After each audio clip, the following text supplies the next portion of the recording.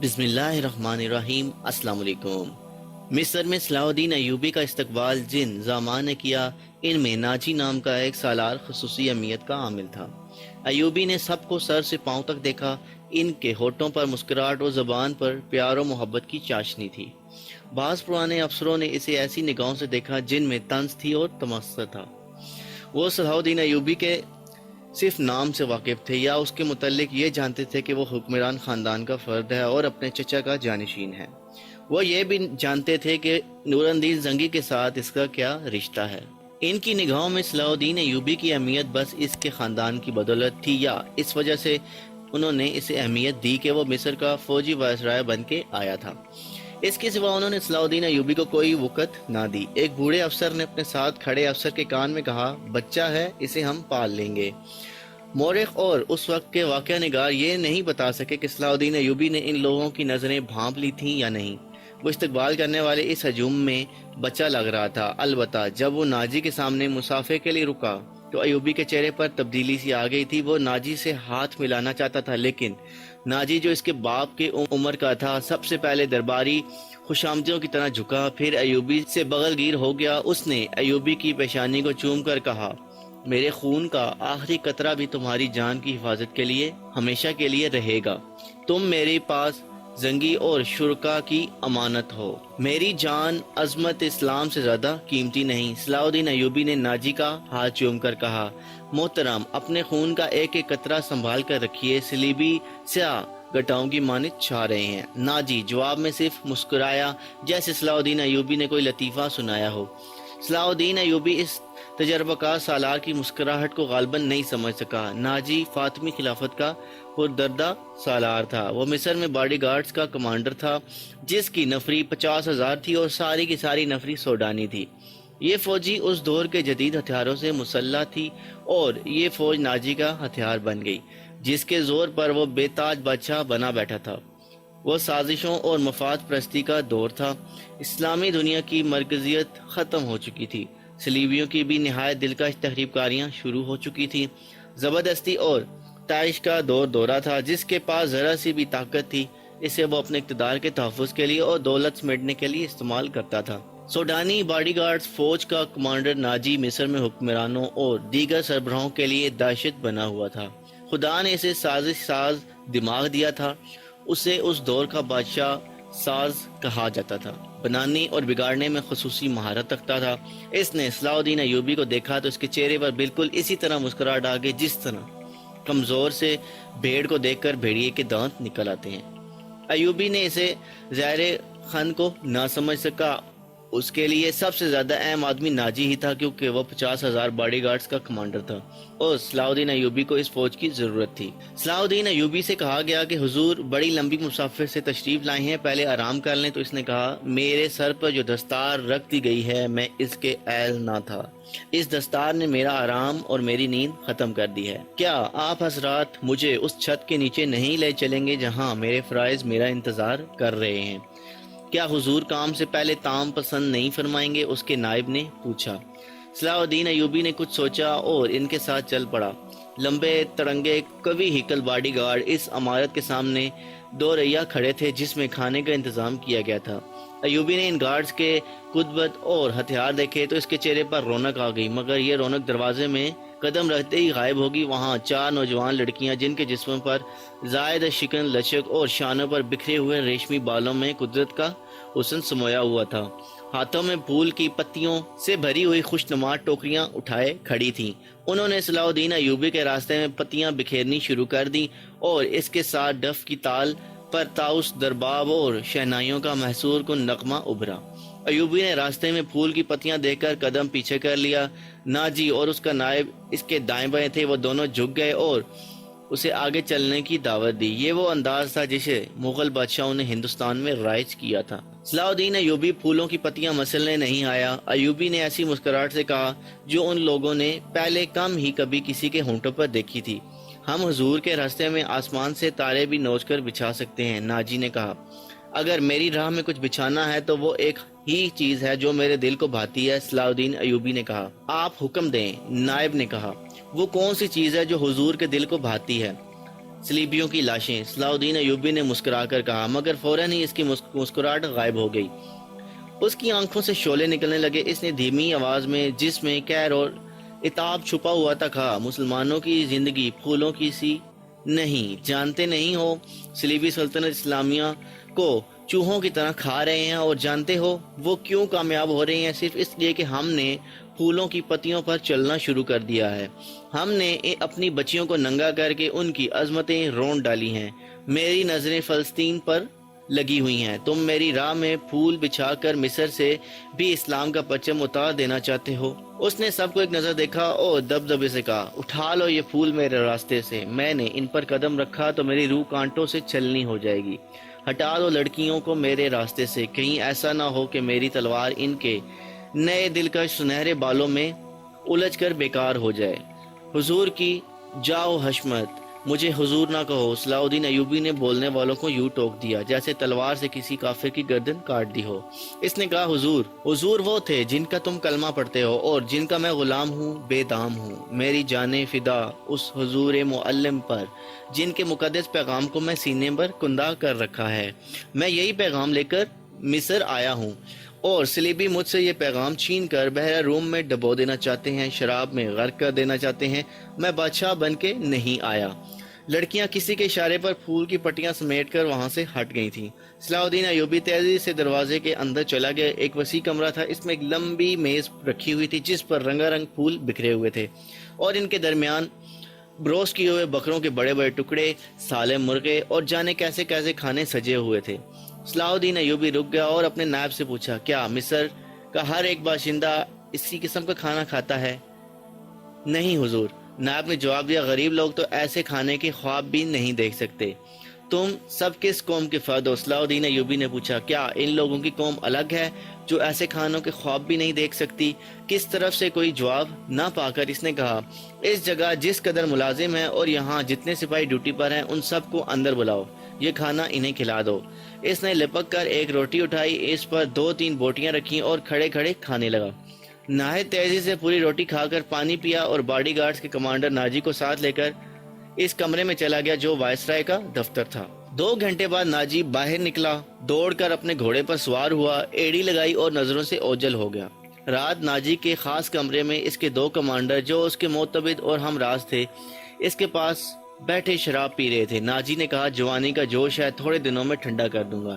کم وقت جو بھی بات کرتا ہے کہتا ہے، رب کعبہ کی قسم صلیبیوں کو سلطنت اسلامیہ سے باہر نکال کر دم لوں گا۔ ایک کمانڈر نے طنزیہ یہ کہا، اتنا بھی نہیں جانتا کہ سلطنت اسلامیہ کا دم نکل چکا ہے، اب سوڈانی حکومت کریں گے۔ کیا آپ نے اسے بتایا نہیں کہ یہ 50,000 کا لشکر سوڈانی ہے؟ دوسرے کمانڈر نے ناجی سے پوچھا، اور یہ لشکر جسے وہ اپنی فوج سمجھتا ہے صلیبیوں کے خلاف نہیں لڑے گی؟ تمہارا دماغ ٹھکانے ہے اوروش؟ ناجی نے کہا، میں اسے یہ یقین دلا آیا ہوں کہ یہ 50,000 سوڈانی شیر اس کے اشارے پر صلیبیوں کے پرخچے اڑا دیں گے۔ لیکن ناجی چپ ہو کر سوچ میں پڑ گیا۔ لیکن کیا؟ اس نے مجھے حکم دیا ہے کہ مصر کے باشندوں کی ایک فوج تیار کرو۔ ناجی نے کہا، اس نے کہا ہے کہ ایک ہی ملک کی فوج مناسب نہیں ہوتی، وہ مصر کے لوگوں کو بھرتی کر کے ہماری فوج میں شامل کرنا چاہتا ہے۔ تو آپ نے کیا جواب دیا؟ میں نے کہا، آپ کی حکم کی تعمیل ہوگی۔ ناجی نے جواب دیا، مگر ایسے حکم کی تعمیل نہیں کروں گا۔ مزاج کا کیسا ہے؟ اور روش نے پوچھا۔ ضد کا پکا معلوم ہوتا ہے، ناجی نے جواب دیا۔ آپ کی دانش و تجربے کے سامنے تو وہ کچھ بھی نہیں لگتا، دوسرے کمانڈر نے کہا۔ نیا اسیر مصر بن کے آیا ہے، کچھ روز یہ نشہ طاری رہے گا، میں یہ نشہ اترنے نہیں دوں گا، ناجی نے کہا۔ اسے اسی نشے میں بدمست کر کے ماروں گا۔ بہت دیر تک یہ تینوں صلاح الدین ایوبی کے خلاف باتیں کرتے رہے اور اس مسئلے پر غور کرتے رہے کہ اگر صلاح الدین ایوبی نے ناجی کی بے تاج بادشاہی کے لیے خطرہ پیدا کر دیا تو وہ کیا کارروائی کریں گی۔ ادھر صلاح الدین ایوبی نے اپنے نائبین کو سامنے بٹھائے یہ ذہن نشین کرا رہا تھا کہ وہ حکومت کرنے نہیں آیا اور نہ کسی کو حکومت کرنے دے گا۔ اس نے انہیں کہا کہ اسے جنگی طاقت کی ضرورت ہے، اور اس نے یہ بھی کہا کہ اسے یہاں کا فوجی ڈھانچہ بالکل پسند نہیں۔ 50,000 باڈی گارڈ سوڈانی ہیں، ہمیں ہر خطے کے باشندوں کو یہ حق دینا چاہیے کہ وہ ہماری فوج میں آئیں، اپنے جوہر دکھائیں اور مال غنیمت میں سے اپنا حصہ وصول کریں۔ یہاں کے عوام کا معیار زندگی اسی طرح بلند ہو سکتا ہے، صلاح الدین ایوبی نے انہیں بتایا۔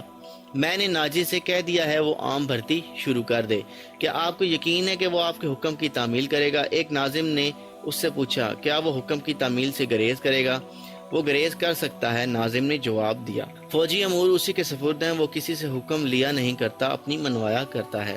صلاح الدین ایوبی خاموش رہا، جیسے اس پر کچھ اثر ہی نہ ہوا ہو۔ اس نے سب کو رخصت کر دیا اور صرف علی بن سفیان کو اپنے ساتھ رکھا۔ علی بن سفیان جاسوسی اور جوابی جاسوسی کا ماہر تھا۔ اسے صلاح الدین ایوبی بغداد سے اپنے ساتھ لایا تھا۔ وہ ادھیڑ عمر آدمی تھا، اداکاری، چرب زبانی اور بیس بدانے میں مہارت رکھتا تھا۔ جنگوں میں اس نے جاسوسی بھی کی تھی اور جاسوسوں کو پکڑا بھی تھا۔ اس کا اپنا گروہ تھا جو آسمان سے تارے بھی توڑ لاتا تھا۔ صلاح الدین ایوبی کو جاسوسی کی اہمیت سے واقفیت تھی۔ نئی مہارت کے علاوہ علی میں وہی جذبہ تھا جو صلاح الدین ایوبی میں تھا۔ تم نے سنا علی؟ صلاح الدین نے کہا، یہ لوگ کہہ گئے ہیں کہ ناجی کسی سے حکم نہیں لیتا، اپنی منوایا کرتا ہے۔ ہاں، علی نے جواب دیا، میں نے سن لیا ہے۔ اگر میں چہرے پہچاننے میں غلطی نہیں کرتا تو میری رائے میں یہ باڈی گارڈز کا یہ کمانڈر جس کا نام ناجی ہے، ناکام ذہنیت کا انسان ہے۔ اس کے متعلق میں پہلے سے بھی کچھ جانتا ہوں۔ یہ فوج جو ہمارے خزانے سے تنخواہ لیتی ہے دراصل ناجی کی ذاتی فوج ہے۔ اس نے حکومتی حلقوں میں ایسی سازشیں کی ہیں جنہوں نے اس انتظامی ڈھانچے کو بے حد کمزور کر دیا ہے۔ آپ کا یہ فیصلہ بالکل بجا ہے کہ فوج میں یہاں کے ہر خطے کے سپاہی ہونے چاہیے۔ میں آپ کو تفصیلی معلومات فراہم کر دوں گا۔ مجھے شک ہے کہ سوڈانی فوج ناجی کی وفادار ہے، ہماری نہیں۔ آپ کو اس فوج کی تربیت اور تنظیم بدلنی پڑے گی، ناجی کو سبق دوش کرنا پڑے گا۔ میں اپنی صفوں میں ہی اپنے دشمن پیدا نہیں کرنا چاہتا، صلاح الدین ایوبی نے کہا۔ ناجی گھر کا بیدی ہے، اسے سبق دوش کر کے اپنا دشمن بنا لینا دانش مندی نہیں۔ ہماری تلواریں غیروں کے لیے ہیں، اپنا خون بہانے کے لیے نہیں۔ میں ناجی کی ذہنیت کو پیار اور محبت سے بدل سکتا ہوں۔ تم اپنی فوج کی ذہنیت معلوم کرنے کی کوشش کرو، مجھے صحیح اطلاع دو کہ فوج کہاں تک ہماری وفادار ہے۔ مگر ناجی اتنا کچا آدمی نہیں تھا، اس کی ذہنیت پیار اور محبت کے بکھیڑوں سے آزاد تھی۔ اس سے اگر پیار تھا تو اپنے اقتدار اور شیطانیت کے ساتھ تھا۔ اس لحاظ سے وہ پتھر تھا، مگر جیسے اپنے جال میں پھانستا چاہتا اس کے سامنے موم ہو جاتا تھا۔ اس نے صلاح الدین ایوبی کے ساتھ یہی رویہ اختیار کیا۔ اس کے سامنے وہ بیٹھتا نہیں تھا، ہاں میں ہاں ملاتا جاتا تھا۔ اس نے مصر کے مختلف خطوں سے ایوبی کے حکم کے مطابق فوج کے لیے بھرتی شروع کر دی تھی، حالانکہ یہ کام اس کی مرضی کے خلاف تھا۔ دن گزرتے جا رہے تھے، صلاح الدین ایوبی اسے کچھ پسند کرنے لگا تھا۔ ناجی نے اسے یقین دلایا تھا کہ سوڈانی باڈی گارڈ فوج حکم کی منتظر ہے اور یہ قوم کی توقعات پر پورا اترے گی۔ ناجی صلاح الدین ایوبی کو 2-3 مرتبہ کہہ چکا تھا کہ وہ باڈی گارڈز کی طرف سے اسے دعوت دینا چاہتا ہے اور فوج اس کے اعزاز میں جشن منانے کے لیے بےتاب ہے، لیکن صلاح الدین ایوبی مصروفیت کی وجہ سے یہ دعوت قبول نہیں کر سکا۔ رات کا وقت تھا، ناجی اپنے کمرے میں اپنے 2 مستمد جونیئر کمانڈروں کے ساتھ بیٹھا شراب پی رہا تھا۔ 2 ناچنے والیاں سازوں کی ہلکی موسیقی پر مستی میں ناگنوں کی طرح مسحور کن اداؤں سے رقص کر رہی تھیں۔ ان کے پاؤں میں گھنگرو نہیں تھے، ان کے جسموں پر کپڑے صرف اسی قدر تھے کہ ان کے سر ڈھکے ہوئے تھے۔ ان کے رقصوں میں خمار کا تاثر تھا۔ دربار اندر آیا اور ناجی کے کان میں کچھ کہا۔ ناجی جب شراب اور رقص میں محو ہوتا تھا تو کوئی مخل ہونے کی جرت نہیں کر سکتا تھا۔ صرف دربان کو معلوم تھا کہ وہ کون سا ضروری کام ہے جس کی خاطر ناجی عیش و طراب کی محفل سے اٹھا کرتا ہے، ورنہ وہ اندر آنے کی جرت نہیں کرتا۔ اس کی بات سنتے ہی ناجی باہر نکل گیا اور دربان اسے دوسرے کمرے میں لے گیا۔ وہاں سوڈانی لباس میں ملبوس ایک ادھیڑ عمر آدمی بیٹھا تھا، اس کے ساتھ ایک جوان لڑکی تھی۔ ناجی کو دیکھ کر وہ اٹھی۔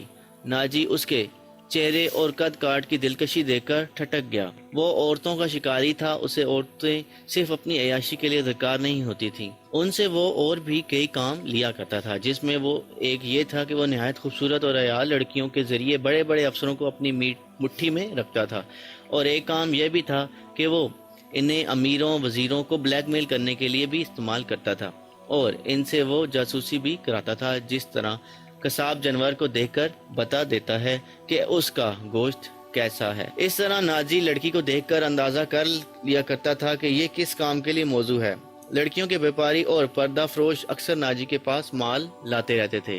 یہ آدمی بھی ایسے ہی بیپاریوں میں سے لگتا تھا۔ لڑکی کے متعلق اس نے بتایا کہ تجربہ کار ہے، ناچ بھی سکتی ہے، پتھر کو زبان پر میٹھے زہر سے پانی میں تبدیل کر سکتی ہے۔ ناجی نے اس کا تفصیلی انٹرویو لیا، وہ اس فن کا ماہر تھا۔ اس کے مطابق اس نے لڑکی کا امتحان لیا اور اس نے یہ رائے قائم کی کہ جس کام کے لیے وہ ایک اور لڑکی کو تیار کر رہا ہے، اس کے لیے لڑکی تھوڑی سی ٹریننگ کے بعد موزوں ہو سکتی ہے۔ بیپاری قیمت وصول کر کے چلا گیا۔ ناجی لڑکی کو اس کے کمرے میں لے گیا جہاں اس کے دو ساتھی رقص اور شراب سے دل بہلا رہے تھے۔ اس نے لڑکی کو ناچنے کے لیے کہا۔ لڑکی جب چغا اتار کر جسم کو دو ہی بل دیے تو ناجی اور اس کے ساتھی تڑپ اٹھے۔ پہلے دونوں ناچنے والیوں کے رنگ پیلے پڑ گئے۔ اس نئی لڑکی کے سامنے اس کی قدر و قیمت کم ہو گئی تھی۔ ناچی نے اسی وقت محفل برخاست کر دی اور اس لڑکی کو اپنے پاس بٹھا کر سب کو باہر نکال دیا۔ لڑکی سے نام پوچھا تو اس نے زاکوئی نام بتایا۔ ناجی نے اسے کہا، زاکوئی، تمہیں یہاں لانے والے نے بتایا تھا کہ تم پتھر کو پانی میں تبدیل کر سکتی ہو۔ میں تمہارا یہ کمال دیکھنا چاہتا ہوں۔ وہ پتھر کون ہے؟ زاکوئی نے پوچھا۔ نیا امیر مصر، ناجی نے جواب دیا، وہ سالار اعظم بھی ہے، صلاح الدین ایوبی۔ زکی نے پوچھا، ہاں، صلاح الدین ایوبی۔ ناجی نے کہا، اگر تم اسے پانی میں تبدیل کر دو تو اس کے وزن جتنا سونا تمہارے قدموں میں رکھ دوں گا۔ وہ شراب تو پیتا ہوگا؟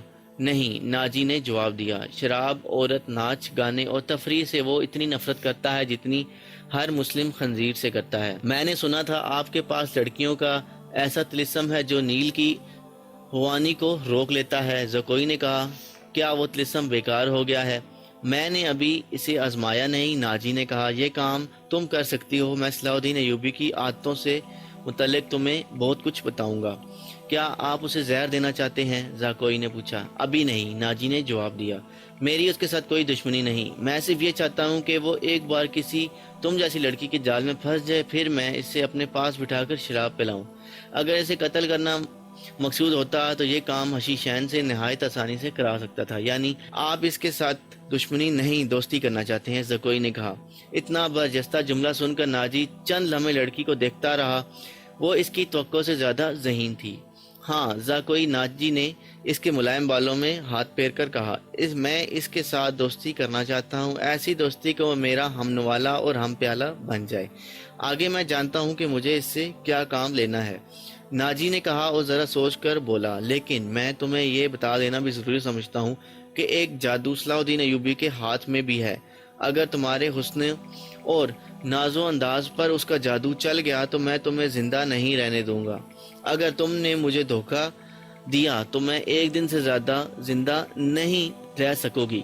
صلاح الدین ایوبی تمہیں موت سے بچا نہیں سکے گا۔ تمہاری زندگی اور موت میرے ہاتھ میں ہے، تم مجھے دھوکہ نہیں دے سکو گی۔ اس لیے میں نے تمہارے ساتھ کھل کر باتیں کی ہیں، ورنہ میرے رتبے اور حیثیت کا آدمی ایک پیشہ ور لڑکی کے ساتھ پہلی ملاقات میں ایسی باتیں کبھی نہیں کرتا۔ یہ آپ کو آنے والا وقت بتائے گا کہ کون کس کو دھوکہ دیتا ہے، زاکوئی نے کہا۔